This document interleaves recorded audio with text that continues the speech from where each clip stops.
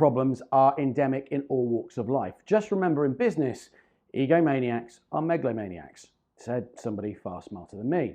Now, when you hear yourself saying that I am too old, too young, too short, too tall, too fat, too thin, I'm not as good as that person, I'm not as attractive as this person, my friends and family don't think I can or should do this, I don't have anybody to do this with. It's all about who you know, and I don't know anybody who can help me. It's all about who you know and not what you know. I have had a terrible day, so I deserve to do whatever it is, even though it's really bad for me. I'm upset, I'm angry, I'm anxious, so I don't have to do this to feel better. I'm never going to change, so I'm just going to give in. Just one more time, and then I'll start this on Monday. I've done this, I've done that. It's about me, me, me, me, me, me, me. Well, it is time to get real. Give yourself some love and stop bullshitting yourself. See, here are a few ways to keep yourself in the real world. Make the most of what you've got. Change what's in your control. Spin the other stuff on its head and propel yourself forwards with a personality that will not only win, it'll prevent you blocking yourself from getting the business that your hard work truly deserves. And if you want me to do a more detailed video on this or all the other business bullshit cleared up subjects, just drop me a comment below and subscribe, and let's get you the business that your hard work deserves. Now, first off, I want to tell you a story. We often make ego excuses regarding our age, which is pretty poor. I genuinely have begun to believe that nothing is too late until your heart stops beating. If you're watching this, you're alive, so it's not too late. You have the ability to change things, challenge the status quo, beat the odds, and start to do something new. Yep, there is always going to be somebody younger, somebody richer, somebody thinner, somebody smarter, and more charming than you out there. Bastards, aren't they? But unfortunately, that is the way that the world works. But I'd like you to take a look at actor Reed Birney, born in 1954, who won the Best Featured Actor in a Play at the 2016 Tony Awards for his role in The Humans.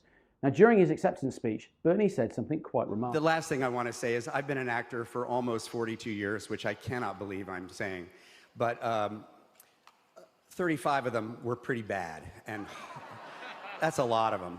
And I just couldn't get anything going. So the last 8 have been great. But the thing that was always great, wherever I was, whatever level I was on, were the amazing people I got to work with. Almost all of them were hilarious and talented and full of passion and joy, and they loved putting on plays and telling stories. They always have been and are still the best part of what I do, and I am so grateful to all of you, and I love sharing the planet with all of you. Thank you very much.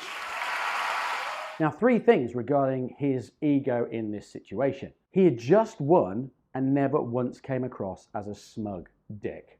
He admitted the road travelled was tough, but he kept on going, which made the accolade even more sweeter. And the last thing he said was the acknowledgement of the amazing people that he'd worked with and met in his life. And he meant it. See, awards mean nothing in the greater scheme of things. And as Ricky Gervais once said, if you do win an award tonight, don't use it as a platform to make a political speech, right? You're in no position to lecture the public about anything. You know nothing about the real world. Most of you spent less time in school than Greta Thunberg. So, if you win, right, come up, accept your little award, thank your agent and your God, and okay? Now, the personality that cannot change is really the personality that refuses to change. When you believe yourself is so flawed in such a way that it stops you from pursuing your dreams, that becomes a self-pity party. The self-pity party denies you self-respect. And if you really believe the trash talk about yourself or the unwarranted trash talk, you should close your business tomorrow, because you're never going to be successful with an attitude like that. It's your attitude, so you own it. However, if you know you're lying to yourself, are self-aware enough to know that your ego may well be out of control, or you're indulging in feeling sorry for yourself, well, you still have a chance. See, self-pity is just a trap, and it's one that you can get out of. When you feel this way about yourself, it's generally masking another problem, likely another one of the excuses in this series of videos that I'm doing. So take some time to identify the underlying issue that leads to pathetic and immobilizing self-pity, or the behavior that attempts to put you in the center of everybody's universe. Now, you may feel you don't know enough to run a business or continue working in your role at your job. You may even feel you know too much to run that business or continue working in your role at that job, and it's all a bit beneath you. Now, while it might be true that another job might suit you better, feeling sorry for yourself or being super smug does not change anything.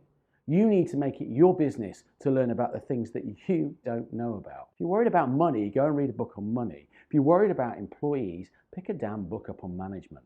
So let's talk about things and how you can keep your ego in check. Now, I want you to get past thinking you are just too anything. I once defied the odds of being on TV. Reed Birney defied the odds of spending his entire acting career going unrecognised by winning a Tony after 40 plus years in the business. Countless other people have defied the odds by changing from thinking they were too this or too that to realising it was all in their heads. Be who you really are and let that shine. You don't have to be what others want you to be or how they perceive you to be. It might take some work, but you're in control. Flip your script, damn it. Your story, you write it. Self-pity is just a trap, but it's one that you can get out of. Make it your business to implement a zero-tolerance policy for your own dark feelings, your negative self-talk, and others' arrogance, pomposity, and bullshit. Practice being positive whilst being true to yourself and ask yourself if the things that you believe about yourself are really true. Just compete with yourself. Look at where you were 5 years ago or 12 months ago. What's improved? What can you do better? What's the best that you've ever done at something? How can you beat your own records? But positive self-tracking is a great way to stay motivated and on task. Help yourself. It's nobody else's job. Just one more time won't hurt me. This egocentric lie is so tempting and so self-indulgent, it's hard to say no to.